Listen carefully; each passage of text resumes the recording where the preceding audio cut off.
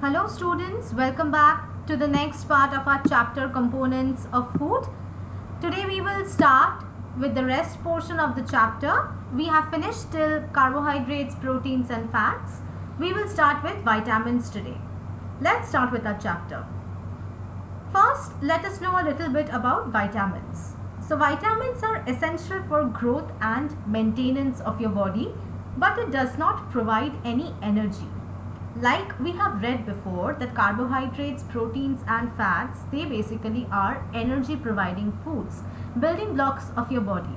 But vitamins on the other hand, they are not providing any energy to you, but they are helping in proper growth, development and maintenance of your body.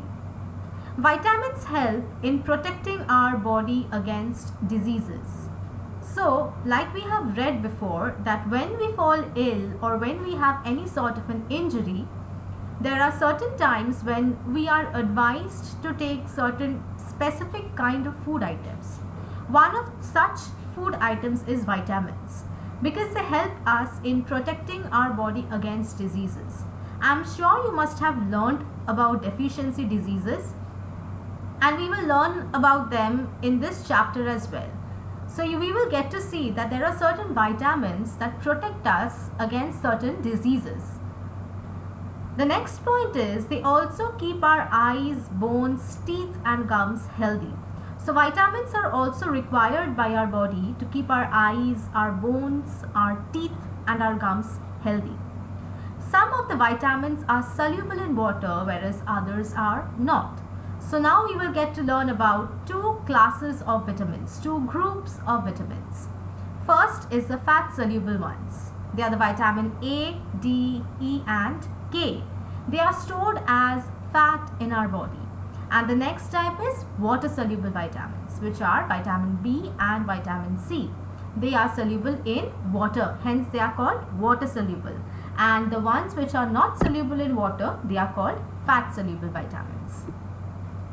Let us now know about a few fat soluble vitamins. So a column and a row method is given here, a chart is given here, where we will be discussing about various vitamins, their physiological action and their sources. Physiological action means the action these particular vitamins have on our body. Physiology means body. So physiological action means the action of these vitamins on our body. And the sources are examples of food materials which contain these vitamins. First, we will discuss about vitamin A. Vitamin A promotes growth, keeps our skin healthy and helps in normal night vision. So vitamin A is helping in our proper growth, keeping our skin healthy. It is keeping us away from certain skin diseases and also helps in normal night vision, which means to help us see properly in dim light at the night. Sources are green leafy vegetables, carrots, ripe tomatoes, pumpkin, cod liver oil, liver, etc. So some of the pictures are given for your better understanding, for your reference. You can also find out other sources of fat soluble vitamins like vitamin A from the internet. Next is vitamin D. It helps in normal growth of bones and teeth. So vitamin D is helping in normal growth of your bones and teeth. Example, milk, fish liver oil, egg yolk, exposure to sunlight. Remember, very important, sunlight is also giving you vitamin D. It's a very rich source of vitamin D.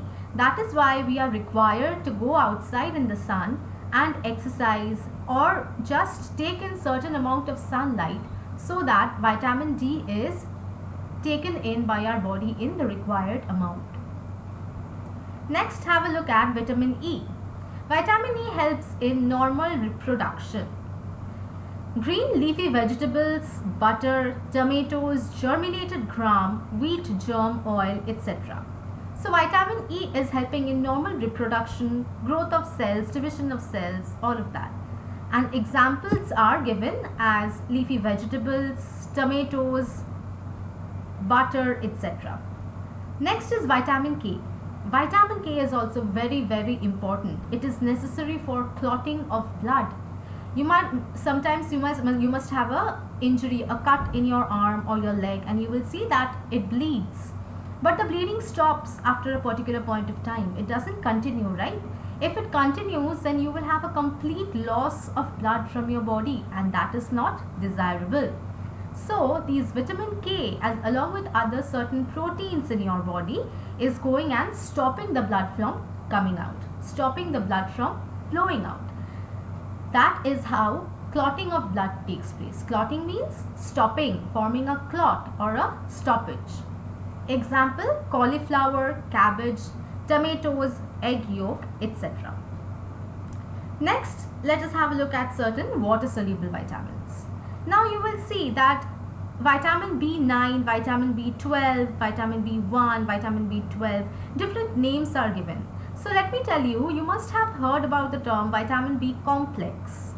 So vitamin B is basically a complex or a group of various vitamins inside it. So it's more like having class 6A or 6B. There are many students in your class, right? Same for vitamin B. So vitamin B is like a class and it has many students in the class. Some of them we will learn about in this particular chart. Vitamin B9, which is also called folic acid or niacin. You have to remember all of these names. Very important. What does it help? It helps in formation and maturation of red blood cells. You will see that your blood color is red. Why is it red? It is red because it contains a particular component called hemoglobin. Hemoglobin gives a red color. So vitamin B helps in formation of red blood cells. It increases the red blood content of your body. Example, green leafy vegetables, sprouted beans, etc. Next is vitamin B12, which is also called cobalamin.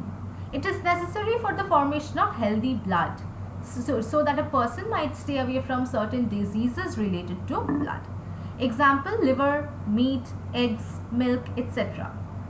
Next, we will learn about vitamin C, which is also called ascorbic acid. For healthy teeth and gums, improves appetite, prevents scurvy. So vitamin C or vitamin C, both the pronunciations are correct. It helps in healthy growth of teeth and gums. It improves your appetite, meaning it improves your hunger. It keeps you hungry. It always allows you to take in more amount of food. And it also prevents a disease called scurvy, which we will learn in the following videos.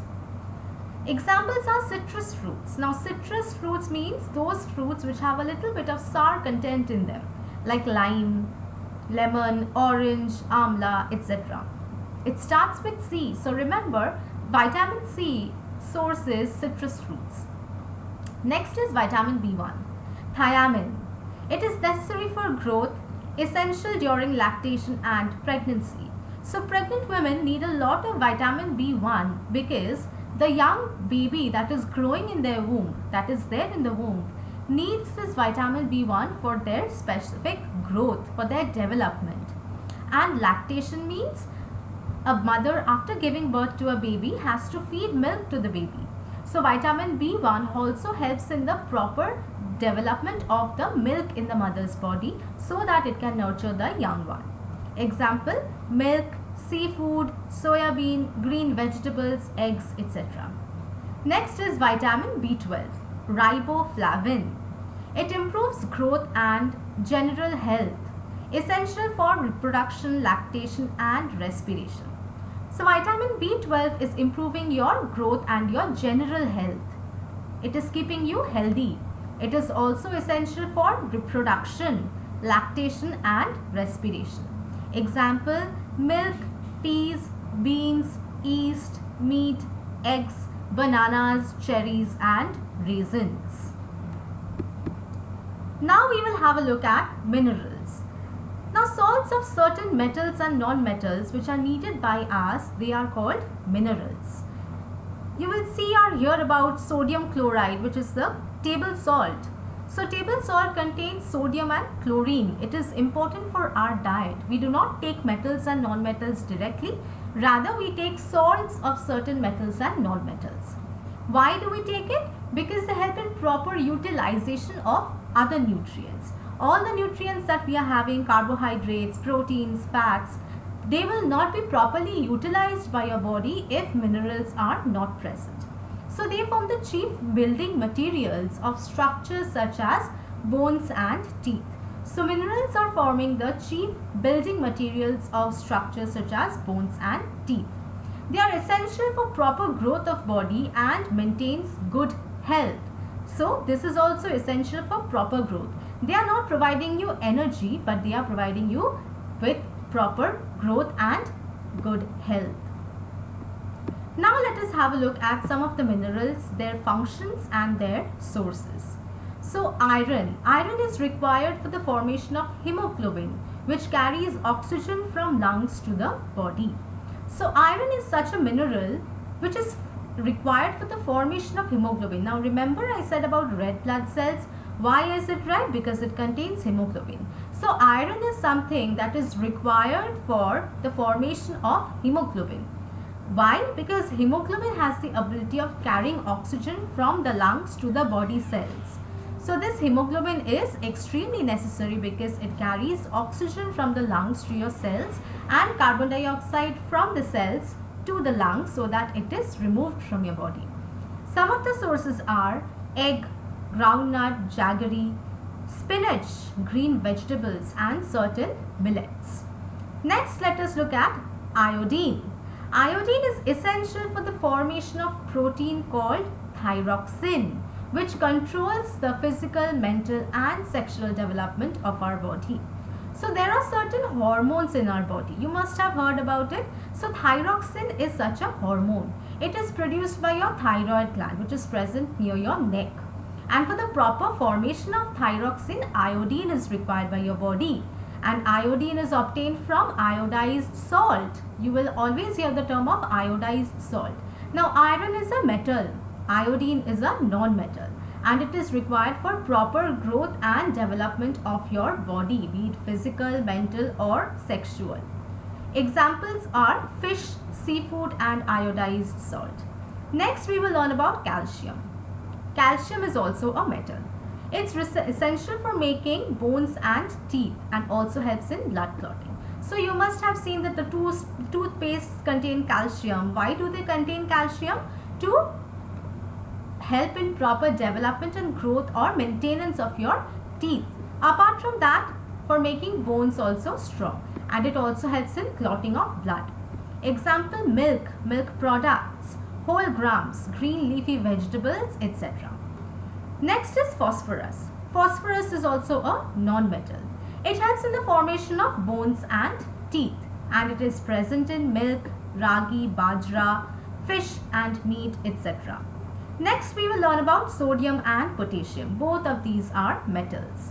They help in maintaining the body fluids in proper conditions, meaning your body fluids such as the water content of your body, the blood content of your body, etc. If somebody is suffering from loose motion, they are given ORS. ORS is nothing but it contains a lot of these sodium and potassium salts, which helps in maintaining the body fluid amount in the body of the person suffering from loose motion, because while having loose motion the person is losing a lot of water.